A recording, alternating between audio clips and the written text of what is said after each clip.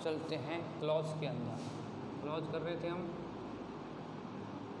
Clauses कर रहे थे। जैसे मान लो इनको जोड़ना है हुज से, इसको भी जोड़ना है हुज से, इसको भी जोड़ना है हुज से। तो हुज किसका काम करता है आपको ये जानकारी है। हुज जो है संबंध बताता है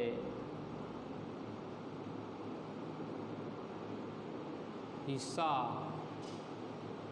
भाग, अंग, ये सब चीज़ें बताने का काम कौन करता है? हुज करता है। कौन करता है? हुज करता है। संबंध है, हिस्सा है, भाग है, अंग है, ये बताने का काम हुज करता है। ठीक है, हुज में ये ध्यान रखना है, हिज है, हर है, इट्स है आदि, इन सब को क्या कर देते हैं? हटा देते हैं।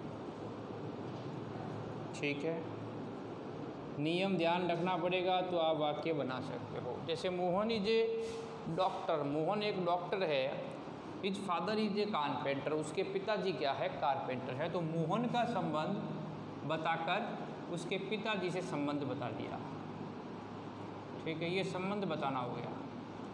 मोहन का बताकर उसके पिताजी की बात कर ली तो ये संबंध बताना हो गया। अब हिज फादर है ना, इसको हटाना है अपने को, इसके स्थान पर लगाना है हुज को।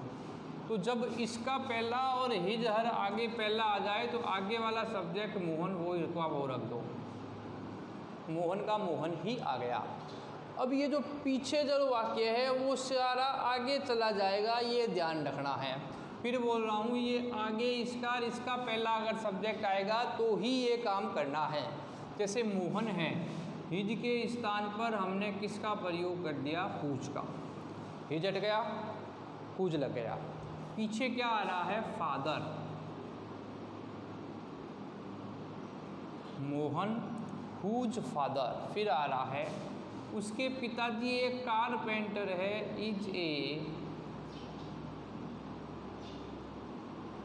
कारपेंटर।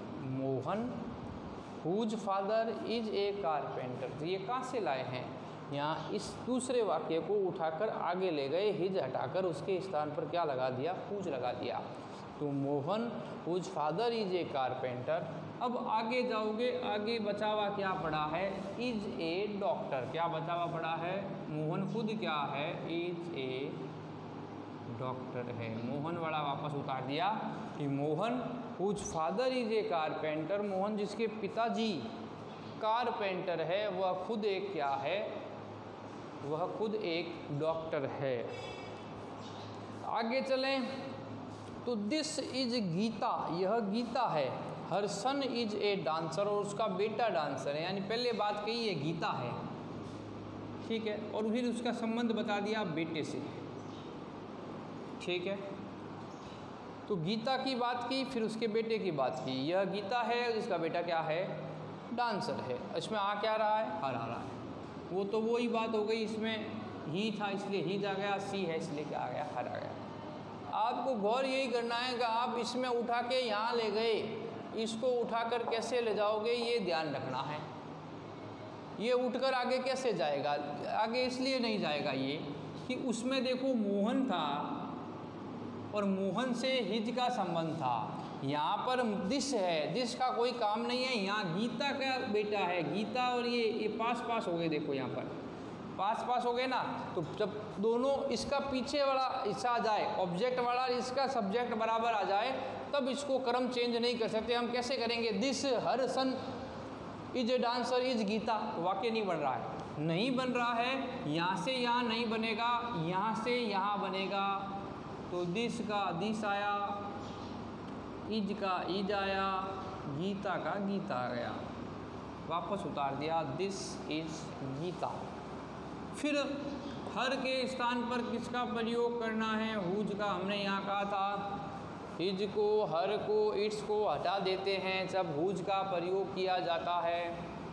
फिर आ गया सन इज ए डांसर, उसका बेटा एक क्या है? डांसर है। This is Geeta, whose son is a dancer. तो दोनों में अंतर देखो, एक ही वाक्य एक ही इसका ही बनाना है, लेकिन क्रम में क्रम बदला है और एक में नहीं बदला। ये आप पहचान करोगे कैसे करना है कि इसमें तो पीछे से आगे ले गए, इसमें क्यों नहीं ले गई, ये ध्यान रखना है। अब कह रहा है आई हैव ए बैग, मेरे पास एक बैग है, मेरे पास एक बैग है। इट्स चेन इज स्मूथ, इस बैग की चेन क्या है, सरल है, स्मूथ है। तो पहले बात की बैग की, फिर इसके चेन की बात की। ये इसके लिए आ रहा है, बैग के लिए आ रहा है।